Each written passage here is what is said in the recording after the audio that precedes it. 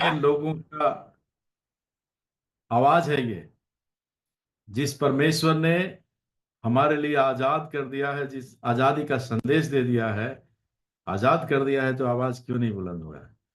मैं आप सब लोगों का बहुत शुक्रगुजार हूं कि आपने जीवित परमेश्वर का वचन को सुनने के लिए आपने अपने जीवन का बहुमूल्य समय को निकाल करके और इस तरह से एक मधुर संगति में आने का निर्णय लिया। आज फिर से परमेश्वर का वचन हमें हमारे आत्मिक जीवन में और कुछ तरोताजगी ले आएंगे और आत्मिक सामर्थ्य को और वृद्धि करेंगे, ये मेरा विश्वास है। क्योंकि ये जो विषय है हम सब लोगों के लिए बहुत खास विषय है, सारी दुनिया के लिए, और खास करके मनुष्यों के जीवन और मृत्यु से संबंधित एक ऐसा विषय है। इस कथा को जब हम लोग सुनने के लिए आए हुए, ये निश्चित रूप से ये आजादी की कथा हम सब लोगों के लिए एक जीवनदायक कथा होगी। इस कथा को बहुत सारे आपने कथा को सुना होगा, परंतु मैं आपको खुले तौर पर बताना चाहता हूं कि अगर किसी ने ये क्रूस की कथा को यदि नहीं सुना तो मुझे माफ करिएगा, उनका जीवन जरूर खतरे में है, ये बात मैं कह सकता। अभी जब तक सांसें चल रही है, इस कथा को जरूर बड़े ही ध्यानपूर्वक सुनना है और उसे समझना है और चेक करना है ये क्रूस की कथा में मैं कहां पर हूं। अपने आप को भी टटोलने की बात है। इसलिए मैं बहुत बहुत धन्यवाद देता हूं। आपने एक अच्छा निर्णय लिया, एक बुद्धिमानी का निर्णय है ये, है ना। बुद्धिमानी का निर्णय। मैं जब ये बात कहता हूं तो मैं ये भी कहता हूं साथ में, बुद्धिमान वो नहीं है कि घर को बना दिया। कोई बोलेगा अरे घर बनाया, आप बन गया, घर बन गया। घर तो बन गया, लेकिन घर को आपने कैसे बनाया। इसी धर्मशास्त्र बाइबल में हम पाते हैं कि दो व्यक्तियों ने घर बनाया और एक ने बनाते हुए कितने सारा समय ले ले रहा है, पत्थर में बुनियाद को खोद रहा है, इतना टाइम लग रहा है उसको। लेकिन एक व्यक्ति ने और आरंभ किया और खत्म किया, फटाफट सब निपटा दिया, बालू में घर बना दिया और रहना शुरू कर दिया। क्या होता है आगे चल करके हम लोग देखते हैं कि जिन्होंने बालू पर घर तो बना दिया था, लेकिन कुछ समय के बाद में उसका बालू भी गायब हो गया, घर भी गायब हो गया, फिर नीले आसमान के नीचे में आ गए। मेरे प्यारों, आराधना तो सब करते हैं, है ना, लेकिन कैसे करते हैं ये मुख्य बात है, ये बुद्धिमानी की बात है। हम लोग बाइबल में भी देखते हैं, दो भाइयों ने आराधना करने के लिए गए, दोनों ने आराधना की, लेकिन एक की आराधना स्वीकार की गई और एक की आराधना को स्वीकार नहीं किया गया। हे प्रभु तो सभी लोग बोलते। प्रभु का वचन बताते हैं कि हे प्रभु कहने वाले सभी लोग परमेश्वर के उस धाम में नहीं पहुंचेंगे, है ना। तो इसके लिए हम लापरवाही कतई न बरते और इस कथा को सही सही जाने। ये कथा आज भी लाइव चल रहा है, ये कथा आज भी लोगों को सुनने के लिए, और इस कथा को सुनने के कारण से एक बहुत बड़ा परिवर्तन हमारे जीवन में आ सकता है। यदि आपने नहीं सुना है तो आप ये सुन लीजिए। ये कथा कोई आम कथा नहीं है। इस कथा से हमारे सारे जीवन के मुश्किलात, सारे सबसे biggest problem in our life, हमारे जीवन का सबसे बड़ा समाधान का कथा ये। इस कथा को छोड़ करके कौन सा कथा के बारे में आप मन लगा रहे हो। मैंने क्या बताया, हमारा जिंदगी का सबसे बड़ा कथा। इस कथा के बाद में यदि हम मर भी जाए तब भी हमारे लिए एक सुरक्षा का आशा हमारे पास होगा। ये है वो कथा। ये इस मुख्यता के बारे में हम लोगों ने कल आरंभ किया था। ये क्रूस की कथा क्या बात बताता है, क्रूस की कथा की मुख्यता क्या है, इंपॉर्टेंस क्या है, कौन कौन सी ऐसी बातें जो खास कर इसमें वजन रखता है। और हमने इसकी शुरुआत की, और जो मैंने शुरुआत की, मैंने सोचा कि आप लोगों को देखने के लिए भी कुछ मिल जाए, और देख भी सकते हैं, आप सुन भी सकते हैं, और पढ़ भी सकते हैं। तो ये तीसरा, 3 प्रकार का, 3 गुना जो है इफेक्ट हमने डाला प्रभु के दया से, कि आप लोग अगर सुनने में दिक्कत हो गया तो आप इधर देख सकते हो। हाँ, देखने के लिए अगर दिक्कत हो रहा है तो, और आपको पढ़ने लायक इधर इंग्लिश और हिंदी में कुछ मेन पॉइंट्स, या फिर मुख्य रीति से हिंदी में लिख करके दिया हूं। सो आइए हम लोग आगे बढ़ेंगे। हम कल जो देखे उसको एक सरसरी निगाह करते हुए आगे बढ़ेंगे। और उसमें हम लोगों ने देखा, और एक जन हमें खाली बता दे, ये स्क्रीन जो है आपको दिखाई दे रही है ना, क्रूस की मुख्यता जो मेरे पावर पॉइंट में लगा है। जी ठीक है अंकल ना? जी, दिखाई दे जी रही जी, है। चलो चलो, बहुत धन्यवाद। चलिए हम लोग आगे बढ़ेंगे। तो इसकी मुख्यता में हमने देखा कि ये कथा का सूत्रधार जो है, इस कथा का रचने वाला है ना, स्वयं परमेश्वर। और वो परमेश्वर हमारे सबसे बड़े समस्या का समाधान के रूप में वो करके दिया है। लिखा हुआ है, हम उद्धार पाने वालों के लिए, पाने वालों के निकट परमेश्वर की सामर्थ है ये, है ना। एक बड़ा ये सामर्थ की बात है। तो ये सामर्थ कैसे है, किस प्रकार से ये सामर्थ है? जब हमने देखा तो हमने ये देखा, ये सामर्थ सब लोगों के लिए नहीं है, क्योंकि ये क्रूस की कथा सब लोगों के लिए नहीं भाता है। हमने कल भी उसको देख रहा था। क्रूस की कथा आज इस संसार में सबसे ज्यादा विरोध करने वाली कथा है। दिल वाले लोग इस कथा को पसंद करते हैं, प्रेमी लोग इस कथा को पसंद करते हैं। उद्धार पाने वाले लोग बड़े शौक के साथ, गर्व के साथ, सामर्थ के साथ न केवल इस कथा को समझते हैं, मानते हैं और उस पर चलते हैं, परंतु दूसरों को भी चलने के लिए प्रेरित भी करते हैं, है ना। हम उद्धार पाने वालों के लिए परमेश्वर की सामर्थ, ये परमेश्वर की सामर्थ की कथा है।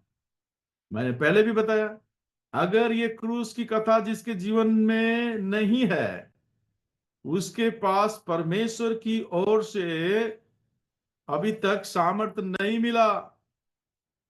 हाँ, दुनियादारी की सामर्थ आपके पास होगा, बहुत सारे बल होगा, लेकिन मैं आपको बता दूं, दुनिया की कोई भी सामर्थ आपको उस जगह नहीं बचा सकेंगे जहां पर आप सबसे बड़े उस जवाबदेही के कटघरे में खड़े रहेंगे।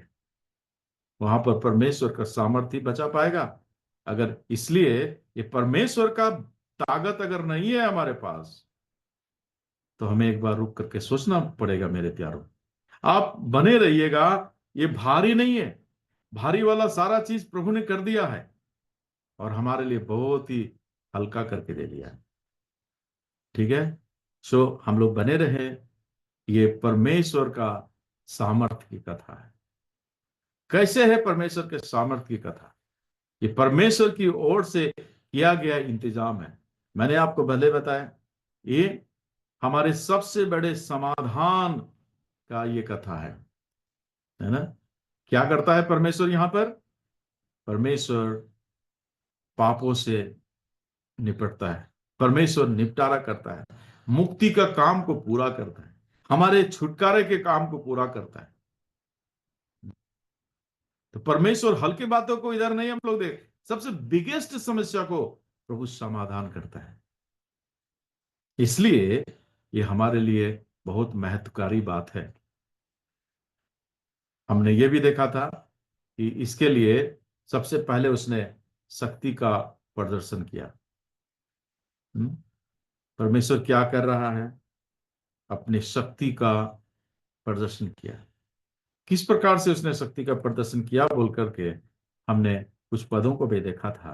क्रूस पर चढ़ने के लिए परमेश्वर ने अपने इकलौते पुत्र को इस काम के लिए चुनाव किया, और अपने मानो कि हृदय में एक बहुत बड़ा दर्द को लेकर, देखिए, अपने सबसे बड़ा मैंने त्याग और बलिदान किया। परमेश्वर के वचन में है, अगर यूहन्ना 3 अध्याय और उसका 16 पद को यदि पढ़िएगा, उसमें लिखा हुआ परमेश्वर ने दे दिया, है ना। तो न केवल यहां पर शक्ति का प्रदर्शन हुआ, परंतु प्रेम का भी प्रदर्शन होता है। उसने दे दिया और एक रास्ता इस तरह से बना दिया कि अब जो कोई उस प्रभु यीशु मसीह पर विश्वास करेगा, वो नाश नहीं होगा, परंतु अनंत जीवन पाएगा। प्यारो, ये एक रहस्य से भरा हुआ परंतु बहुत ही सरल एक सुसमाचार जो आपके सामने परमेश्वर का वचन के तौर पर आप सुन रहे हैं। परमेश्वर ने दे दिया, है ना, और अपना इकलौता पुत्र दे दिया। क्या हमने उसे ले लिया? एक बहुत बड़ा सवाल ये होगा, है ना। हमारे पास में बहुत सारी चीजें हमने प्राप्त किया, परंतु क्या परमेश्वर का बेटा को प्राप्त किया? अगर नहीं तो इस पर विचार करना बहुत जरूरी है। मैं कई बार इस तरह से एक समझाने की कोशिश करता हूं कि अगर परमेश्वर के कान में कोई एक धन्यवाद की यदि बात सुनने के लिए सबसे ज्यादा प्रिय लगे, सबसे ज्यादा प्रिय धन्यवाद, तो कौन सा सेंटेंस होगा? अगर यदि एक सेंटेंस में यदि कहा जाए, बोला जाए, तो सबसे अच्छा, सबसे बेस्ट, एक नंबर जिसको बोला जाता है, एक नंबर धन्यवाद, तो किस बात के लिए धन्यवाद होगा? ये सवाल का जवाब मैं आपको देने के लिए नहीं बोल रहा हूं, आप अपने मन मन में सोचिएगा। या फिर आजू बाजू यदि कोई भाई लोग बहन लोग हैं, आप आपस में बात कर सकते हैं, है ना। ऑडियो को खोलने के लिए दरकार नहीं है। परमेश्वर आज कौन सा धन्यवाद के लिए सबसे ज्यादा जिसके कान तरसते हैं? एक नंबर धन्यवाद। कुछ लोग सोचेंगे मेरा नौकरी हो गया इसलिए प्रभु धन्यवाद है, फ्रिज मिल गया, अभी गर्मी का दिन में फ्रिज मिल गया, कूलर, एसी, डीसी, एबीसी पूरा मिल गया इसलिए धन्यवाद, नौकरी मिल गया, शादी मिल गया, और घर, बहुत सारे बातों के लिए कई सारे लोगों का धन्यवाद होगा। लेकिन मैं आपको बताऊं, आप इस बात के लिए जरूर प्रभु को धन्यवाद दे सकते हैं, लेकिन मैं कहता हूं ये सब धन्यवाद अगर हुआ और एक नंबर वाला यदि धन्यवाद नहीं है, तो ये सारे धन्यवाद से प्रभु उतना खुश नहीं होता है जितना कि उस एक नंबर वाले धन्यवाद से खुश हो जाए। एक नंबर धन्यवाद किस बात के लिए होना चाहिए या होता है? और वो होता है प्रभु यीशु मसीह के लिए धन्यवाद। प्रभु यीशु मसीह ने दे दिया। परमेश्वर ने जगत से ऐसा प्रेम किया कि उसने अपना इकलौता पुत्र दे दिया, ताकि जो कोई उस पर विश्वास करेगा वो नाश नहीं होगा, परंतु अनंत जीवन पाएगा। हमने ये बात कंठस्थ रखा है, उसने दे दिया। अब बात यही है कि हमने ले लिया है कि नहीं, क्योंकि जब तक ले लिया नहीं है तो आप किस बात के लिए धन्यवाद देंगे? इसलिए आप उसको ग्रहण करिए। ग्रहण करने के बाद आप उसको धन्यवाद दे पाए। क्यों ग्रहण करेंगे? क्योंकि जिसके पास बेटा है उसके पास अनंत जीवन है। इस बेटा को बिना प्राप्त किए हुए आपका सबसे बिगेस्ट धन्यवाद निकलेगा ही नहीं। आप बोलेगा हमको फ्रिज मिल गया, नया फ्रिज, इसके लिए धन्यवाद। प्रभु आपके धन्यवाद तरफ देखेगा भी नहीं, बोलेगा मेरा बेटा का क्या करे, मेरा बेटा लिया है नहीं लिया। हाँ तो फ्रिज तो तुम रखो उधर ही, ठंडा पानी पी करके चला जाएगा, बचेगा नहीं। अरे बचने के लिए मैंने अपना बेटा दिया। किस बात के बचने के लिए? यही तो क्रूस की कथा, ये समझो, सुनो। उल्टा पुल्टा कथा सुन करके एक छोटा सा मेमोरी को पूरा फुल कर रहे हो, और जो मुख्य मुख्य बात है उसको ध्यान ही नहीं दे रहे हो। कैसे चलेगा?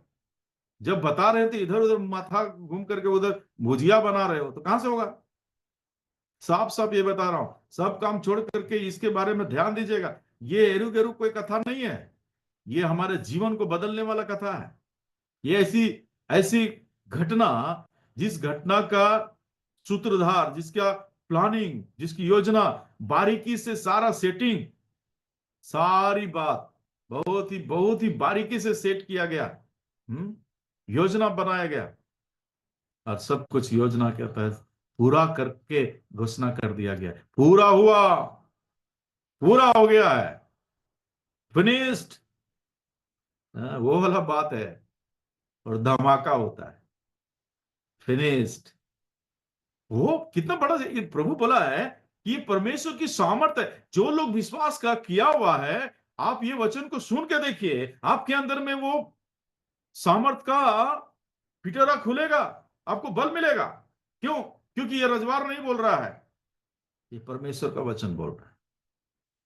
ये रजवार तो उस वचन को दोहरा रहा, मैं उसका बोलने वाला नहीं, स्वयं परमेश्वर।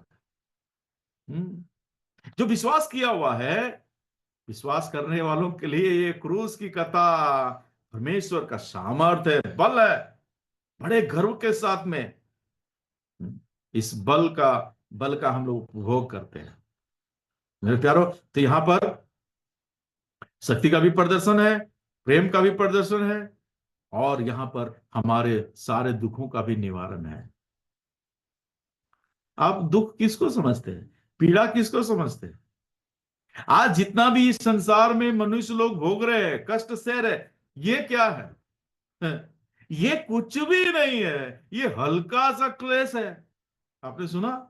उस अनंतकालिक क्लेश के साथ यदि कंपेयर करिएगा, अभी आप यहां पर बहुत सारा जिसका लाइन चला गया, बिजली गुल हो गया होगा, जिसके पास इन्वर्टर नहीं है, थोड़ा सा गर्मी लगा होगा, उसको लगेगा अरे बहुत गर्म है भाई, माथा पक जा रहा है, बहुत गर्म है।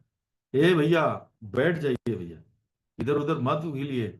गर्मी क्या होता है ना, हम्म? जो क्रूस की कथा को नहीं ध्यान दे रहा ना, उनके लिए वेट कर रहा है उधर गर्मी। हम्म। ठीक है। ये आज का जो किसी भी प्रकार का कष्ट है, यहां पर बैठे हुए तमाम विश्वासियों को मैं ये बता देना चाहता हूं, प्रभु का दास आपको ये याद दिलाने के लिए एक बार फिर से कह रहा है, आज जो भी परिस्थिति से आप और हम गुजर रहे हैं मेरे प्यारो, ये हल्का सा क्लेश है। इसको गुजरने के लिए बहुत ज्यादा टाइम नहीं लगेगा।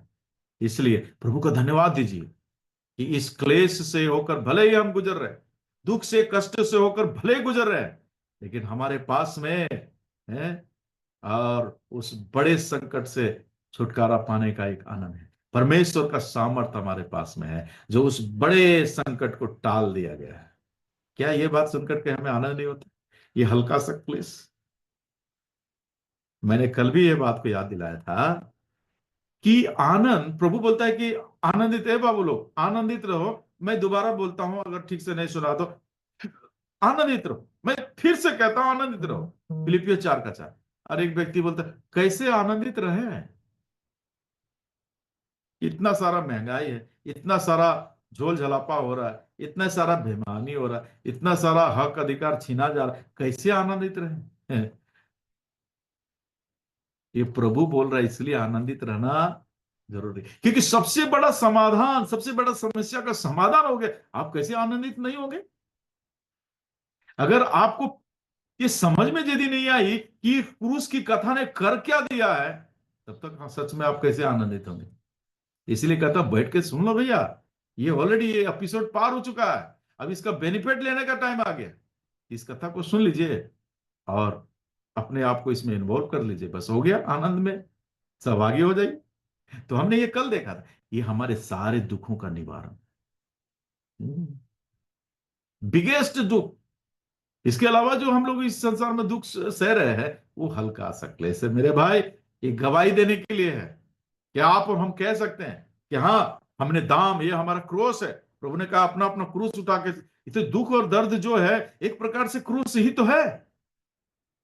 हम कह सकते हैं ना, तब जाके गवाही दे सकते हैं ना कि हमने प्रभु यीशु मसीह के पीछे जो चला है, हमने किस प्रकार का क्रूस को उठा के लेके चला, जानबूझ करके हमने चला है, तो इस दुखों से होकर के भी गुजरा है, लेकिन क्रूस को नहीं छोड़ा। ये गवाही के लिए है, ये बटोरने का काम के लिए है। ठीक है। क्योंकि आप बचेंगे, आपकी गवाही अच्छा से रहेगा, आपकी गवाही को सुन करके, गवाही को देख करके दूसरे लोग, जो लोग घुट घुट करके जी रहे हैं और मर रहे हैं, उनके लिए एक आशा का किरण हमारे चेहरे को देख करके उन्हें भी मिलेंगे। और कल हो सके आपके और हमारे साथ में मुलाकात करके पूछेंगे, ये भाई साहब, ये मुस्कुराहट का क्या राज है? ये आनंद रहने का क्या राज है? जब चारों तरफ में इस तरह का गर्मी बढ़ रही है, चारों तरफ से समस्याएं बढ़ रही है, उस समस्याओं के बीच में ये आनंद का राज क्या है? तब बड़े शान से हम कह सकते हैं ये क्रूस की कथा का आनंद है। समझना होगा। ठीक है। तो हमने ये कल देखा था, निश्चय हमारे रोगों को सह लिया और हमारे दुखों को उठा लिया, और हमने उसे परमेश्वर का मारा कुटा और दुर्दशा में पड़ा हुआ देखा है। और भी हमने ये सब कल हमने देखा हुआ बात है। और पापों की सजा का भी निवारण हो गया। ठीक है। ये पापों के साथ किस तरह से प्रभु निपटारा किया है, ये बात बता रहे हैं। ये जब प्रभु यीशु मसीह क्रूस पर हमारे पापों का जो सजा मिलना चाहिए था उसका निपटारा जब खुद कर दिया है, और हम प्रभु यीशु मसीह को स्वीकार कर लिए हैं, इसका मतलब कि हम भी प्रभु यीशु मसीह के साथ मर गए। तो फिर हम दोबारा काहे मरेंगे भाई? आज का एक बार इस रिसीव को नहीं ले पाते। ये रिसीव को नहीं लेने के कारण से, ये रिसीव को सही जगह पर दिखाने नहीं पाने के कारण से आज, है ना, पेड भी हो गया है, पैसा भी दे दिया हूं, और उसका आनंद भी हमें नहीं मिल रहा है। इसलिए ऐसा नहीं होना चाहिए। मैं एक बीच में एक सवाल भी करना चाहता हूं, जो जवाब के लिए मैं आपको इजाजत नहीं देता कि आप अपने माइक को ऑन करें, परंतु आप अपने मनों में जरा विचार करिएगा तो क्या इसका उत्तर आप लोग कैसे दे पाते हो? अगर आपको कहा जाए कि मसीहत का प्रतीक चिन्ह क्या है, आप सोचिएगा, अपने अपने में जवाब दीजिए, अपने कान में सुनिए, मुंह से बोलिए और अपने कान में सुनिए। फिर मैं इधर से जो जवाब देता हूं उसके साथ मैच करके देखिएगा, क्या मैच हो रहा है या अलग था। अलग था तो फिर से सेटिंग कर लीजिए, बस हो जाएगा। ठीक है। सो मसीहत का प्रतीक चिन्ह क्या है?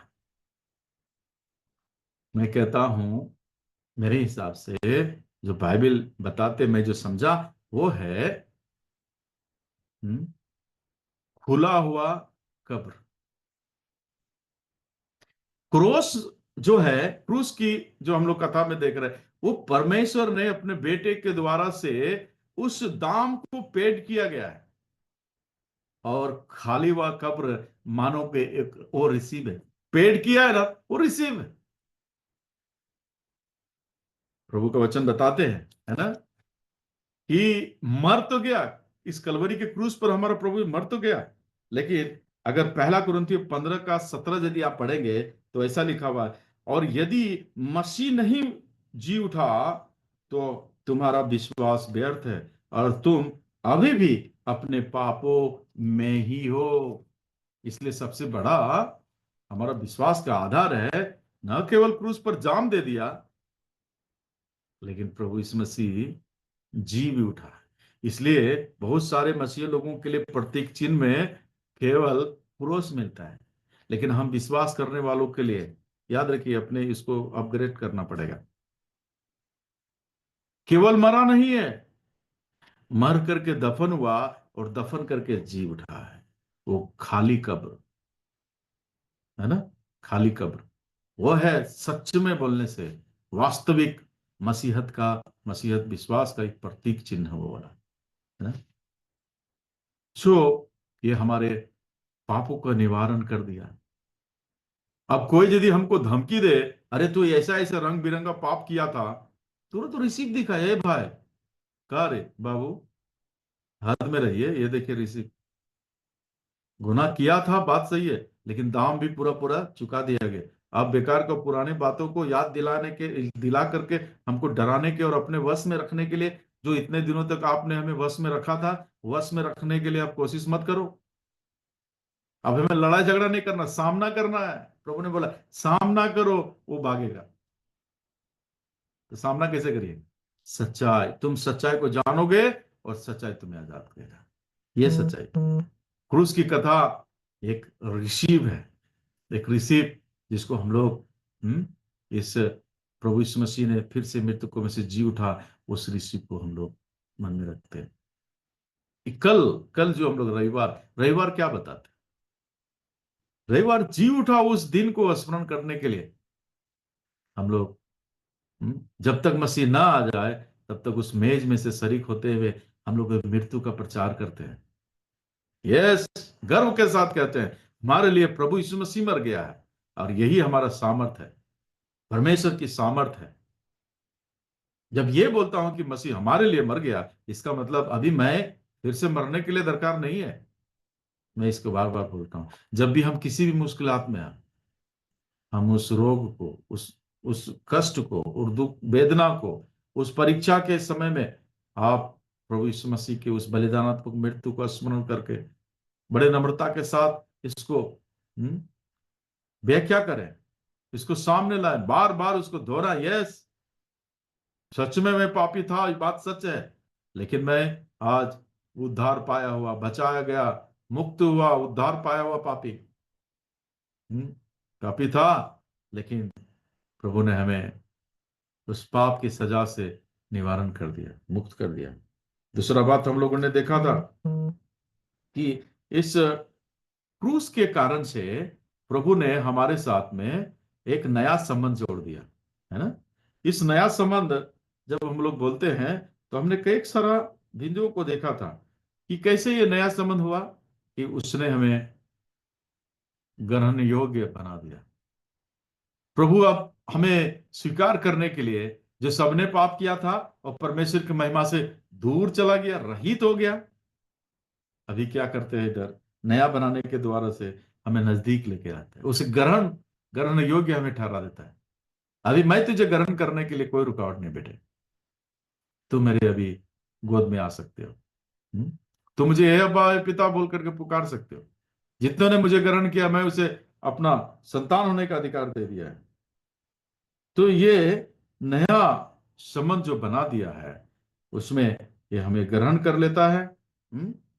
और उसमें ग्रहण न करने वाला जो दीवार थी, उस दीवार को ही दूर कर देता है ना, हमें क्षमा कर दिया। और जब क्षमा करता है, वो भूल जाता है। मनुष्यों की क्षमा और परमेश्वर की क्षमा में अंतर है। मनुष्य जब क्षमा करता है ना, तो क्या क्षमा किया उसको याद भी रखता है, और जब मौका मिलता है तो बोलता है, हाँ उस दिन जो आपको क्षमा कर, इससे जो आपको क्या लग रहा है, मैं उसको भूल गया हूँ। आपको क्या लग रहा है, उस दिन जो आप किया था मैं भूल गया हूँ। ये मनुष्य का क्षमा करने का तरीका है। लेकिन परमेश्वर का क्षमा करने का तरीका बोलता है कि तुम्हारा पाप को मैंने सूर्योदय से लेकर के सूर्यास्त जितना दूर है, मैंने तुम्हारे पाप को कर दिया। अभी यदि हम प्रभु को स्मरण भी दिलाएंगे, वो स्मरण नहीं करेगा, क्योंकि वो भूल गया। वो क्षमा करता है और उस पाप को भुला भी देता है।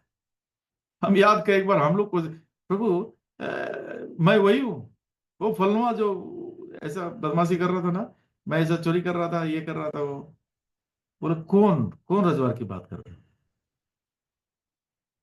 वो वादा किया है, मैं तुम्हारे पापों को फिर स्मरण नहीं करूंगा। क्या ये सुनकर के हमारे अंदर में ताकत नहीं मिल रही? क्या हमें गर्व नहीं हो रहा? क्या ये परमेश्वर की सामर्थ्य को नहीं बता रहे? अभी आपको कौन हल्का रीति से देखेगा? अगर हम लोग विश्वासी हैं, अगर हमने सच्चे तौर पर विश्वास कर लिया, मालूम मैं इसको कैसे समझाने की कोशिश करता हूं। मैं आपको यूहन्ना की पत्री में से बाद में बताऊंगा। एक बहुत बड़ा जय हमने प्राप्त किया। ठीक है, बने रहिए। सो आगे हम लोग देखते हैं कि हमें क्षमा भी मिल गया, और प्रभु के दया से हम उस बड़े परिवार के सदस्य हम लोग बन जाते हैं। परिवार के सदस्य हम लोग बन जाते हैं। राजघराने, royal family, original royal family आप हैं। ए भैया, माइक मत खोलिएगा, लेकिन जहां पर हम वैसे सुनिए।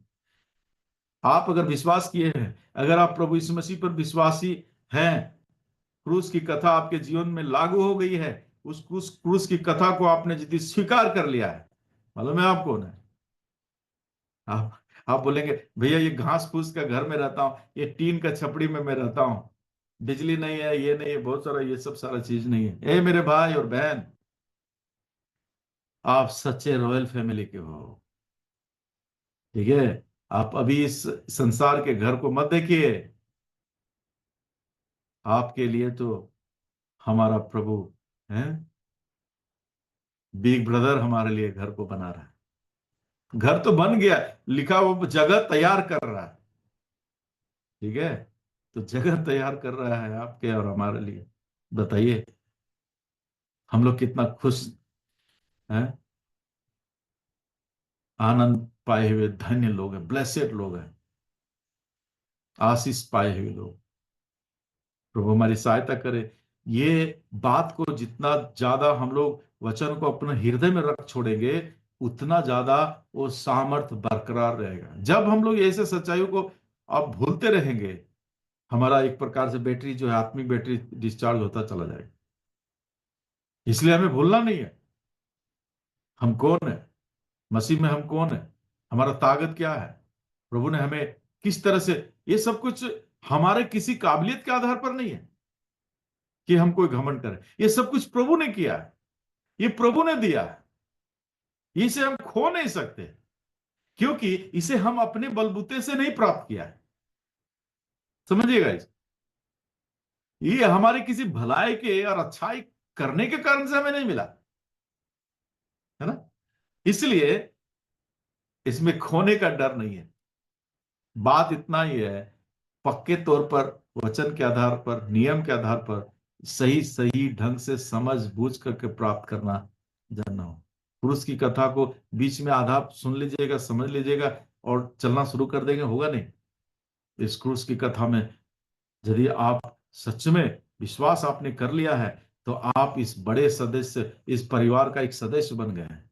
और सदस्य की जो हम्म, तरीका होता है, उस तरीका के आधार पर हमें चलना होगा। हम अपनी मर्जी से नहीं चल सकते। जब हमें एक बड़े परिवार में हमें गोद ले लिया जाता है, तो हम कैसे पहले चलते थे, टपोरी और रोड में हम लोग घूमते फिरते थे, फटे पुराने कपड़ों के समान, जहां पर मन हमारा होता था हम चलते थे, वो अब नहीं चलेगा। हमारा खाना पीना से लेकर के हमारा पहनना, उठना, बैठना, बोलना, सब कुछ के ऊपर में अंकुश लगना पड़ेगा। एक डिसिप्लिन्ड लाइफ होने के लिए दरकार है। हमारी मर्जी से नहीं चलेगा, हमें प्रभु के मैनुअल के हिसाब से अपने आप को सेट करना पड़ेगा। इस क्रूस की कथा को हम स्वीकार कर लेते हैं, तो ये डेफिनेटली ये परमेश्वर का सामर्थ्य तो है, लेकिन हमारी भी जिम्मेदारी है ना। हम बहुत बड़े गंभीर रिश्ते में बांध लिए जाते हैं, तो ये सभी लोगों को अपने अपने रिश्ते को निभाना होगा। ये रिश्ते को निभाना होगा। अब छोटी छोटी बातों पर हम नहीं टूट सकते, क्योंकि हमारा नजर बड़ी बातों के ऊपर में है। हम चाहिए तो सह लेंगे, हम एक दूसरे को क्षमा करेंगे, लेकिन हम अब ये देख लीजिए इधर, इब्रानी 2 अध्याय उसका 11-12 में लिखा हुआ है, वो हमें भाई कहने से नहीं लजाता है। हम्म, प्रभु हमारी सहायता करे, ये सारे अर्थ के साथ हम लोग आगे बढ़े। इस ये कथा प्रभु यीशु मसीह ने अपने शरीर और अपने जीवन के द्वारा से सब कुछ सहते हुए पूरा किया है। अपने वायदे के अनुसार उसने पहले से ही सब कुछ की घोषणा कर दिया था, और उसी तरह से उसने किया भी। और ये सब कुछ हमारे जीवन से जुड़ा हुआ था, ये सब कुछ हमारे लिए था। ये क्रूस की कथा हम सब लोगों के लिए था, हमारे लिए था। और यदि उस कथा को ही, जो हमारे लिए सीधे थे सीधे, हमारे लिए सबसे बड़ा बिगेस्ट समस्या का समाधान की कथा अगर बता रही है, तो हम इस कथा से यदि वंचित रह जाए, तो फिर और कोई दुनिया में दूसरा सुसमाचार नहीं है मेरे प्यारों। इस कथा के बाद और दूसरा कोई कथा नहीं होने जा रहा। ये शुरुआत और आखिरी कथा है, ठीक है। सो आगे हम लोग और 2 बिंदुओं को हम लोग देखेंगे, और ये है मुख्यतः में, यहां पर एक आजादी का संदेश है, स्वतंत्रता का संदेश। इस कथा में आप पाएंगे कि अब तक एक व्यक्ति जब शैतान के चुंगल में पाया जाता था, अब उस चुंगल से छूट चुका है। यस, हर एक जो इस कथा से वंचित था, हर एक जिसका पाप क्षमा नहीं हुआ, ये शैतान के चुंगल में फंसा हुआ है। आपने इसको ठीक से समझिए, मैं दोबारा इसको बोलता हूं, क्योंकि परमेश्वर का वचन बताता है कि हर एक जो विश्वास नहीं करते हैं उसके अंदर शैतान पूरी तरह से एक्टिव है, सक्रिय है। विश्वास न करने वालों के अंदर में ये एक्टिव है। ऐसा कोई भी व्यक्ति नहीं है जिसके अंदर में पवित्र आत्मा भी नहीं है और दुष्ट आत्मा भी नहीं, ऐसा व्यक्ति एक भी नहीं। अगर कोई कहेगा कि नहीं भैया मेरे अंदर में पवित्र आत्मा तो नहीं है, अगर कोई ऐसा कहे कि मैं चेक किया मुझे लग रहा है कि मेरे अंदर में पवित्र आत्मा तो नहीं है, तो बगल में साइड में आइए, मैं बता दूंगा आपको, आपके अंदर में निश्चित रूप से दुष्ट आत्मा है। सबके सामने बोलने से थोड़ा सा भारी लगे, इसलिए आपको, इसलिए मैं बोला बगल आ जाइए, मैं बता दूं। हम्म। या तो हमारे जीवन में दुष्ट आत्मा का प्रभाव है, दुष्ट आत्मा राज्य कर रहा है, या फिर पवित्र आत्मा राज्य कर रहा है। 50-50 ब्रिटानिया वाला हमारा जीवन नहीं हो सकता। ये वो राज कर रहा है, ये वो राज कर रहा है, दोनों एके टेरिटरी में दो दो गो राजा है, यही नहीं होगा। ठीक है। या फिर ऐसा भी हम न्यूट्रल है भाई, हम कोनो दल का नहीं, एकरो नहीं ओकरो नहीं, निर्दलीय है, ऐसा दल नहीं होता भाई। ये गलत कथा मत सुनिए। ठीक है। साफ साफ समझ लीजिए कि यदि आपको लग रहा है कि हम निर्दलीय हैं तो आप उसी दल के हैं, प्रभु के दल के तो कतई नहीं। माफ करिएगा, ये थोड़ा भारी था, लेकिन ये जानकारी हमारा जरूरी है। तो ये क्या कर रहा था, ये शैतान से मुक्ति, ये शैतान क्या करा रहा था? शैतान हमें ठग रहा था और हम ठगा रहे थे। क्यों? क्योंकि हम सच को नहीं जानते थे। ये क्रूस की कथा से हमारा कोई लेना था ना, तो कोई वास्ता था ही नहीं। कहीं पर ये क्रूस की कथा हो रही थी, उधर मन ही नहीं लगा था, बस काहे के लिए जाएंगे उन लोग के बीच में। क्योंकि मैंने आपको पहले भी बताया, आज इस संसार में सबसे ज्यादा अगर किसी कथा का विरोध होता है तो ये क्रूस की कथा का विरोध होता है।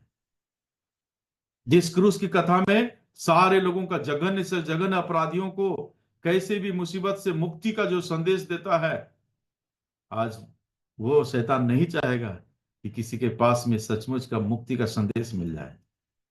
मेरे चुंगल में फंसे रहो, भूल भुलैया में फंसे रहो, मेरे से निकलना नहीं, मेरे से रिश्ता तोड़ना नहीं। और वही रणनीति बना करके वो चल रहा है। परंतु क्या है, ये क्रूस की कथा ने एक आजादी का संदेश को दे दिया। एक डाकू आप देखिएगा, सबसे पहला इफेक्ट वहीं पर वो नीचे उतरा भी नहीं है, उधर स्वर्ग में भी नहीं गया, इधर धरती पर भी पांव नहीं है, बीचे में ही वो काम उसका, वो पास हो गया। कोई कॉलेज में भी नहीं, कोई यूनिवर्सिटी में भी नहीं, देखिए, रास्ते में ही बीचे बीच में वो पास हो गया। क्यों? क्योंकि बीच में ही उसने अपने प्रभु के साथ मुलाकात की, और वो सारा है विश्वास का कितना बड़ा है ना, उसने बोलता है कि हे प्रभु, तू जो अपने राज्य में आए तो मेरी सुधि लेना। क्या था ये इतना बड़ा सेंटेंस में क्या था? अब उसके आगे पीछे देखिएगा, उसने अपने पापों के लिए क्षमा मांगा, प्रभु यीशु को प्रभु के रूप में ग्रहण किया, स्वीकार किया। और मैं समझता हूं कि उसने उस 1000 साल के राज्य के ऊपर में विश्वास किया कि हाँ, तू तू राजा ही है, सचमुच का राजा है, तेरा राज्य है, और तू राज्य करने के लिए जो तूने बोला है वो सच में तू करने वाला है। तो जब तू आएगा राज्य करने के लिए, मुझे भी याद कर लेना। प्रभु बोला, अरे इतना ज्यादा साफ साफ समझ लिया रे, इतना साफ समझ लिया। क्रूस की कथा को तुमने अभी पूरा ये भी नहीं हुआ, अभी चल ही रहा, तो वो पूरा इतना फुल विश्वास कर लिया। बोला हाँ कर लिया, तो अरे उतना लेट काहे लिए करेगा, तू आज ही मेरे साथ जाएगा बेटा। इतना लेट नहीं है। अगर जो समझ गया है, अगर तुमने समझने में जल्दीबाजी कर दी है, मेन बात को समझ लिया, तो मैं तुझे रिसीव करने में भी लेट नहीं करूंगा। तू समझने में लेट करेगा, इसलिए मैं तुझे रिसीव करने के लिए लेट कर रहा हूं, नहीं तो तू मेरे गोद में होते। प्रभु आज भी लोगों को बुला रहा, आओ मेरे पास, जो थके हुए लोगों, परिश्रम करने वाले लोगों, आओ मेरे पास, मैं विश्राम दूं। देखिए कैसा सामर्थ है। क्रूस पर चढ़ा हुआ वो डाकू, रंगे हाथों पकड़ाया हुआ डाकू, उस समय और कुछ बात नहीं, अपने प्रभु को पहचान लिया कि ये क्रूस की कथा का मर्म है। इफेक्ट आप देख लीजिए, उसका प्रभाव देखिए। लटकते हुए, उसके पास में कोई धर्म कर्म करने के लिए कोई टाइम नहीं था, यहां तक कि बपतिस्मा लेने के लिए भी टाइम नहीं था, कहीं पर डुबकी लगाने के लिए भी टाइम नहीं था, दिन दरिद्र दिनों को भोजन खिलाने के लिए भी कुछ नहीं। हम तो कहते हैं, मैं यहां तक भी बताता हूं, गोड़ लगने के लिए भी, हाथ भी जोड़ने के लिए भी उसके पास अवसर नहीं था, है ना। दोनों हाथ तो कैसे, इधर कांटी लगा कर कील ठोंक दिया था, हाथ भी नहीं जोड़ पाया, लेकिन उद्धार हो गया। देखिए, ये क्रूस की कथा का इतना बड़ा, ये प्रभु हमारी सहायता करे मेरे प्यारो। ये वचन बता रहे, ये सारे चीज वचन में दिया हुआ है। कुलुसियों 2 का 15 यदि पढ़ेंगे तो ऐसा लिखा हुआ है कि और उसने प्रधानताओं और अधिकारों को अपने ऊपर से उतार कर उनका खुल्लम खुल्ला तमाशा बनाया, और क्रूस के कारण उन पर जय जयकार की ध्वनि सुनाई। रीजन क्या है? क्रूस कितना पावरफुल है, ये कथा कितना ज्यादा हमारे जीवन को सबसे बड़ा सामर्थ्य देने वाला जीवनदायी कथा है, जो अब तक हमें गुलाम बनाकर रख रहा था, आज उससे आजादी का संदेश है। फिर से उसकी नहीं चलेगी, तो कुछ नहीं कर सकेगा। एक बार हम परमेश्वर के हाथ में यदि चले गए, तो प्रभु यीशु मसीह का, परमेश्वर पिता का, पवित्र आत्मा का ये वादा है, मेरे हाथों से कोई तुम्हें छीन नहीं सकता है, मैं तुझे कभी न छोड़ूंगा और न कभी त्यागूंगा। इस संसार में हम लोग यात्री हैं मेरे प्यारो, थोड़ा समय के लिए रह गया है, बस हम लोग, महामारी मंजिल आने वाली है। हमें इधर उधर जाने की दरकार नहीं, हम लोग जहां भी रहे, प्रभु अपनी आवाज से हमें उठा लेगा। हम दफन मिट्टी में मिल गए होंगे या फिर सांस ले रहे होंगे, जो भी अवस्था में भी होंगे, प्रभु बुला लेगा। बाहर निकल लाजर, जैसे बोला ना, आवाज देगा, तुरही फूकी जाएगी, और हम प्रभु के साथ हमेशा हमेशा के लिए उसके संग रहेंगे। यह है हमारी आशा, यह है क्रूस की कथा का प्रभाव, इफेक्ट, इंपॉर्टेंस, महत्व। इसको कभी भी धुंधला, इसमें झोल लगने मत दीजिए, इस सच्चाई के ऊपर में कभी भी कोई परत चढ़ने मत दीजिए, गंदा बैठने ना दीजिए। इसलिए हमेशा इसको झाड़ते रहिए, अपने प्रिय लोगों के सामने इसको बखान करते रहिए, हमेशा इसका यूज करते रहिए। प्रभु हमारी सहायता करें, हम आगे बढ़ेंगे। ये स्वतंत्रता में एक पद और है, कुलुसियों 1 का 13 में हम लोग पढ़ रहे हैं। उसी ने हमें अंधकार के वश से छुड़ाकर अपने प्रिय पुत्र के राज्य में प्रवेश कराया। कितना बड़ा बात। ये पूरा आजादी, ये लगभग 7 प्रकार का आजादी को आप जान पाएंगे। पहला, ये शैतान से मुक्ति। अब हमारे जीवन को कोई झूठी बातों से, झूठ बोलने, झूठ झूठ आश्वासन दे करके हमें ठग नहीं सकता, ठीक है। इसलिए हमें प्रवेश करा दिया अपने बेटे के उस साम्राज्य में, अपने पुत्र के राज में प्रवेश करा दिया गया। दूसरा स्वतंत्रता क्या है? लिखा हुआ है, हमारे पिछले पापों, पास्ट, भूतकाल के पाप जो हमने किए। कितना बड़ा बात है ना। मैंने कल भी इशारे के साथ एक बात बता रहा था, कोई भी अपने अतीत के पापों को स्मरण करना नहीं चाहे, और यह भी नहीं चाहेगा कि उन पापों के बारे में कोई सब पापों को जान ले। हमारे उस पाप के पिक्चर को यदि 10 मिनट के लिए भी दिखाने की परमिशन यदि कोई मांगे कि भैया मेरे पास में वो फिल्म है, मैं 10 मिनट चलाऊं, हम लोग क्या बोलेंगे? भैया रहने दो भैया, मत चलाइए भैया। हम कभी भी उन बातों को याद नहीं करना चाहिए। यस, हमारा प्रभु भी इसी तरह का आजादी दे दिया, बेटा तुमने जो भी कुछ किया है, मैं उसको फिर से याद नहीं रखूंगा। ये सारे पाप मेरे नजरों से हट गए, तुम मुक्त हो गए, मैं उसको फिर से कभी भी याद नहीं करूंगा। यूहन्ना 8 का 36 में क्या बोल रहा है? यदि, और इसलिए यदि पुत्र तुम्हें स्वतंत्र करेगा तो सचमुच तुम स्वतंत्र हो जाओगे। देखो भाई मेरे, बहन, भाई बहनों, यदि पुत्र तुम्हें स्वतंत्र करेगा, ये पुत्र कौन है? ये पुत्र हमारा प्रभु यीशु मसीह ही है, हमारा प्रभु। तो ये, यदि पुत्र तुम्हें स्वतंत्र करेगा तो सचमुच तुम स्वतंत्र हो जाओगे। कितने सारे लोग इस बात के लिए प्रभु को धन्यवाद देंगे। ये कितने सारे लोग इस सच्चाई को समझ करके जो है, बल, प्रभु ने जो हमें बल दिया है, इसको महसूस कर रहे हैं। आज बहुत सारे झूठ मूठ का है, स्वतंत्र हो जाने के लिए बहुत सेखी बघारते हैं, जो स्वतंत्रता है ही नहीं। वो एक प्रकार का, एक अलग प्रकार का गुलामी है। झूठी स्वतंत्रता के ऊपर में कितना बड़ा आनंद मनाते हैं, लेकिन यहां पर बताता है कि कोई झूठा आजादी नहीं है, ये सच्ची आजादी। सचमुच तुम स्वतंत्र हो जाओगे। तो जब सचमुच का, जब स्वतंत्र हो जाओगे तो स्वतंत्र, सचमुच का स्वतंत्र होने का फीलिंग्स भी तो हम लोग समझ पाएंगे। यस, मैं अनुभव करता हूं। कल तक जिस बुराई को हम जिस जिस बुराई के चारों ओर घिरे हुए रहते थे, आज कोसों दूर है। खबरदार, नहीं आ सकते नजदीक में भी।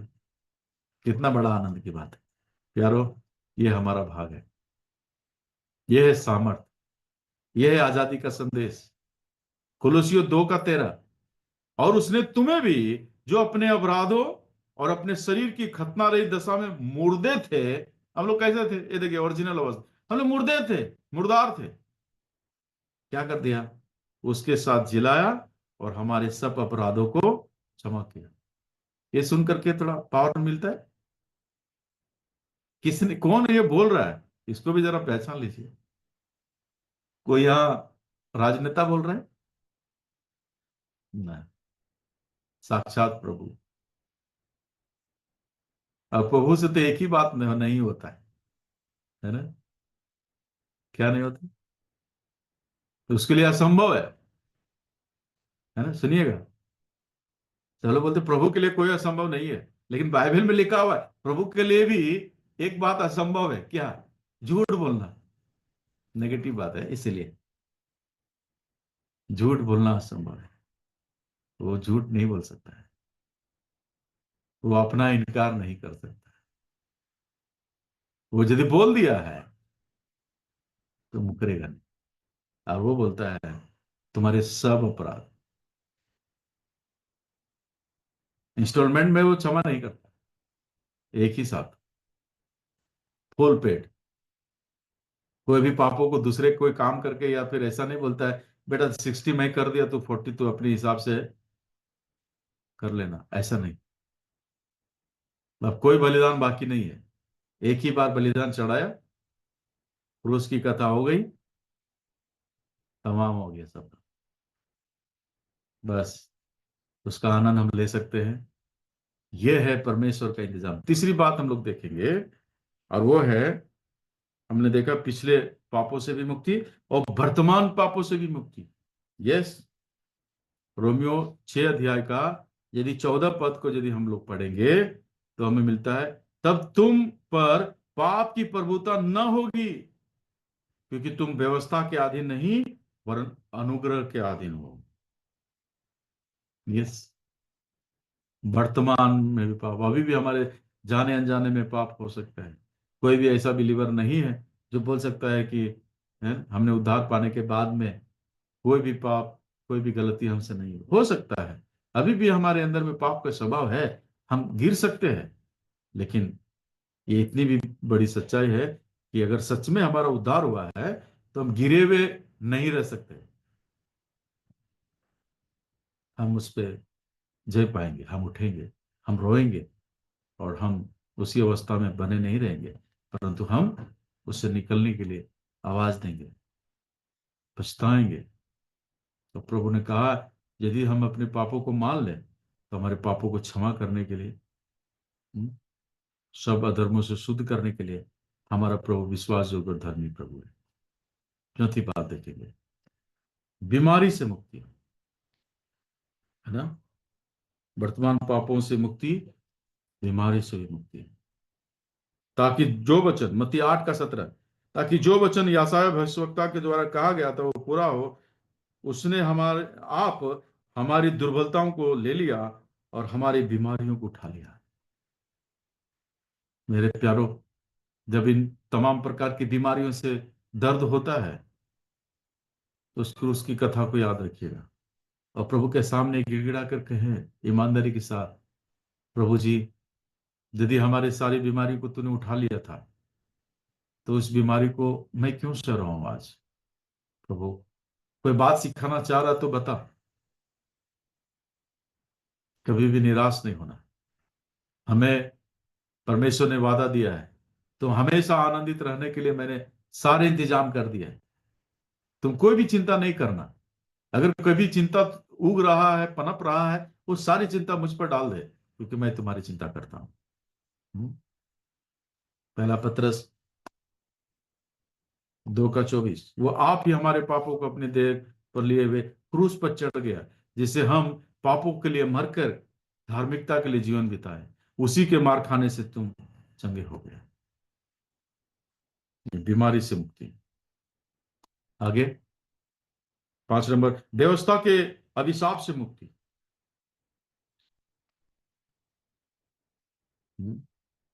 गलतियां 3 का 13 में यदि आप पढ़ेंगे तो लिखा हुआ है, मसीह ने जो हमारे लिए श्रापित बना, हमें मोल लेकर व्यवस्था के शाप से छुड़ाया। क्योंकि लिखा है, जो कोई काट पर लटकाया जाता है वो श्रापित है। व्यवस्था के श्राप से छुटकारा। हमारे पाप क्या थे? बहुत सारे नियम को तोड़ तोड़ हमने दिया था। कितने सारे नियमों को हमने तोड़ा,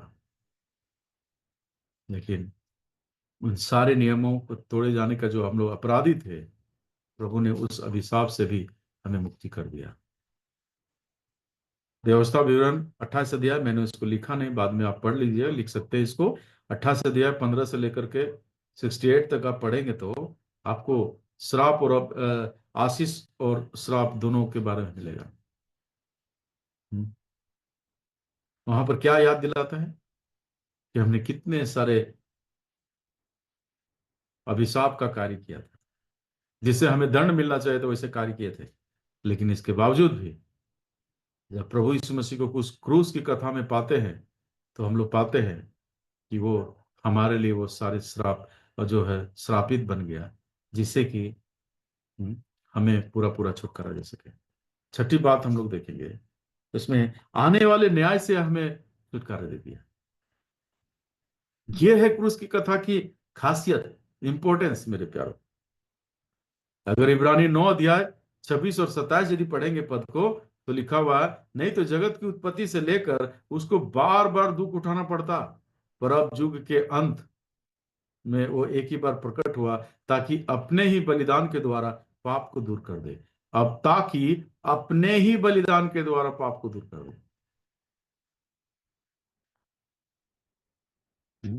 आने वाला न्याय, एक बहुत बड़ा न्याय हमारे ऊपर में था। हमें बार बार दुख उठाना पड़ता, परंतु ऐसा ना होने पाए, इसके लिए उसने ये आने वाला न्याय से भी हमें आजादी दे दी। ये आजादी का संदेश है। और एक बात और है, हम्म, और जैसे मनुष्यों के लिए एक बार मरना और उसके बाद न्याय होना नियुक्त है, मैंने पहले बता दिया, उस न्याय को टाल दिया। न्याय से आजादी और अनंत मृत्यु से भी आजादी, अनंत मृत्यु से भी मुक्ति। हमने ये पद को बहुत ही भली भांति जानते हैं। हमने उस पुत्र पर विश्वास कर लिया है, जी उठा उस पुत्र पर, और इसलिए प्रभु ने कहा कि उस पर दंड की आज्ञा नहीं, जो कोई उस पर विश्वास करे वो नाश न हो परंतु अनंत जीवन पाए। और दो बातें हम देख करके खत्म करेंगे, हमारा समय लगभग खत्म होने पर है। प्रेम और न्याय क्रूस पर मिलते हैं, एक बहुत अच्छा मधुर मिलन हम लोग देखते हैं। क्रूस की खासियत क्या है, अब मैं इसको थोड़ा समझाने की कोशिश करता हूं 1 मिनट में। एक तरफ प्रेम है, प्रभु हम लोगों से प्रेम करते हैं, और एक तरफ प्रभु एक न्यायी भी है, और हम लोग हैं पाप किया हुआ व्यक्ति। तो ये दोनों स्वभाव को प्रभु कैसे मेंटेन करेंगे बिना नए नियम को तोड़े हुए? अगर हमारे ऊपर में दंड की आज्ञा दे दे क्योंकि हमने पाप किया है, अगर हमें दंड दे दे तो फिर ये एक धारा सामने आएगी, तो फिर वो प्रेमी कैसे होगा? यदि वो दंड ही दे दे तो प्रेम कहां कर रहा है? और यदि वो यदि हमें दंड ना दे, हमारी गलतियों का सजा हमें ना दे, तो फिर वो एक न्यायी जज कैसे होगा? तो इसका मतलब परमेश्वर अब उस जगह पर है जहां पर ये दोनों स्वभाव को प्रूव करके दिखाएगा कि बच्चों, मैं एक अच्छा प्रेमी भी हूं और एक अच्छा न्यायी भी हूं। अब दोनों को, दोनों गुण को कैसे प्रूव करेगा? ये क्रूस की कथा बहुत बड़ा एक प्रदर्शन है, प्रेम और न्याय। मैं इसको केवल एक समझाने के लिए एक उदाहरण देता हूं कि अगर मैं एक टीटी हूं, टिकट चेकर। अभी क्या है,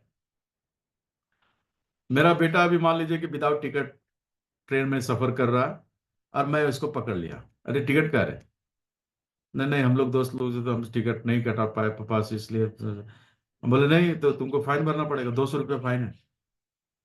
तो मैं एक गवर्नमेंट का आदमी हूं, इसलिए मेरा फर्ज क्या बोल रहा है कि मैं इसे 200 रुपया फाइन लूं, नहीं तो जेल में डालूं।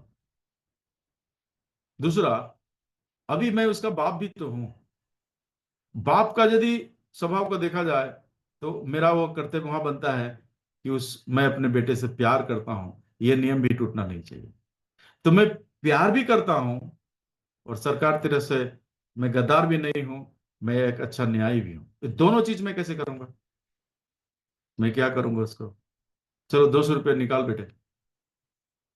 बोले नहीं पापा नहीं है 200 रुपये। अरे क्या बात कर रहे हो, तुमने टिकट भी नहीं कटाया और 200 रुपया फाइन बनता है, तुमको 200 रुपया देना पड़ेगा। बोले नहीं है मेरे पास में।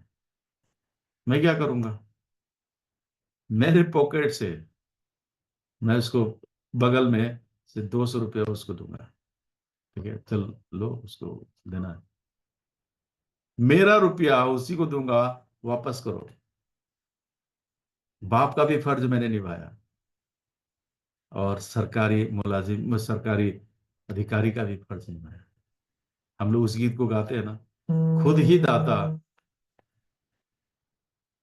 खुद ही दाता और खुद ही दान, प्रभु ही देने वाला है, और खुद ही दान भी बन गया। प्रभु हमारी सहायता करिए। मधुर मिलन है क्रूस के साथ, मधुर मिलन। एक अंतिम बात जो हम उधर पाते हैं, क्रूस जो है इतिहास का एक केंद्र है मेरे प्यारों। सच में एक ऐसा बड़ा कार्य जो इस मानव जाति के इतिहास में, एक ऐसा कार्य जिसकी तुलना आप नहीं कर पाएंगे। ये परमेश्वर किस तरह से मनुष्यों को अपने पास में लाने के लिए एकमात्र एक आखिरी रास्ता ये बना दिया। इस रास्ते को छोड़कर और कोई रास्ता नहीं, मार्ग सच्चाई और जीवन नहीं हो, बिना मेरे द्वारा और कोई पिता के पास नहीं जा सकता है। ये आह्वान है, एक इतिहास का केंद्र बिंदु है। आपको याद होगा उत्पत्ति के 3 अध्याय में इस बात को लिखा हुआ है, पहले पुरुष और स्त्री ने पाप किया था, और उस पाप के टाइम में ही जो एक घोषणा हुई थी कि स्त्री का वंशज तुम्हारे सिर को कुचलेगा, शैतान को श्राप देते हुए कहा था, और तुम उसके एड़ी को डसेगा। वहां पर जो भविष्यवाणी की गई थी, उस भविष्यवाणी का पुरुष की कथा में वो पूरा हुआ है। ठीक है, प्रभु हमारी सहायता करे। प्रभु ने एक बड़ा कार्य को वहां पर पूरा किया है। और भी उस समय लोग समझ में नहीं आ रहा था कि क्या हो रहा है, लेकिन आज कोई गुप्त नहीं है, पूरी तरह से साफ है।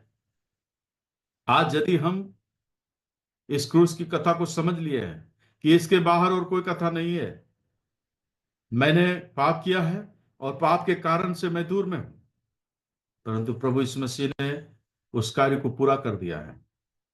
उस पूरे किए गए उसके कार्य पर हम विश्वास कर ले, हम कार्य ना करें, हम प्रभु से मेल मिलाप करने के लिए एक कार्य ना करें, क्योंकि पापी अवस्था में रहते हुए यदि हम भले काम करें तो प्रभु उसको यदि वजन करेगा तो पाता है कि मेरे सामने तुम्हारे सारे भले कार्य गंदे चिथड़े के समान है। इसलिए उन चिथड़ों को स्मरण करके मैं तुझ पर कुछ भी दया नहीं कर सकता हूं। इसलिए ये छुटकारे का कार्य जो तुम अपने से चुन लेते हो, इससे नहीं होगा। मैंने जो तरीका बताया है वही है। मैं आपको थोड़ा समय के लिए यदि उत्पत्ति को उस क्षेत्र में लेके जाऊं जहां पर एक बार लोगों ने बहुत सारा तादाद में, सभी लोग लगभग, है ना, एक बहुत बड़े उदंड हो गए थे, सब लोगों ने अपने कार्य को बिगाड़ लिया था। और जब नाश करने की बारी आई, है, 8 लोगों को जब देखा उसने, ये मेरे भय मानने वाले एक परिवार है, उसको एक बहुत बड़ा प्रोजेक्ट दिया। और उस टाइम लोगों को 120 साल का प्रचार सुनने के बाद एक प्रकार से बचने का एक सुसमाचार उनको दिया गया। एक बारिश आ रहा है, एक बहुत बड़ी बाढ़ आ रही है, और उस बाढ़ से कोई भी ना बचेगा। ये बात हर सुनने वालों ने दरकिनार कर दिया। किसी ने उस संदेश को पर ध्यान नहीं दिया। लोगों ने सोचा, अरे जब आ भी जाएगा तो मैं ताल गाछ में चढ़ जाऊंगा, मैं पीपल पेड़ में चढ़ जाऊंगा, मैं पहाड़ चढ़ जाऊंगा। अच्छा, और कोई कहीं पर चढ़ने वाले हो? और कुछ कुतुब मीनार में चढ़ोगे? बोल रहे कि कोई भी ऐसा पहाड़ नहीं था जो डूब करके 15 हाथ ऊंचा नहीं हुआ। मनुष्य के सारे बुद्धि जवाब दे गई। समझे? प्रभु हमारी सहायता करे। हम अपने बुद्धि से नहीं बच सकते। आइए हम लोग आगे बढ़े। ये बहुत अच्छा समय प्रभु ने हमें दिया। मैं यहीं पर रुकना चाहता हूं। आइए, एक ऐतिहासिक बात है जो हमारे जीवन में हुआ है।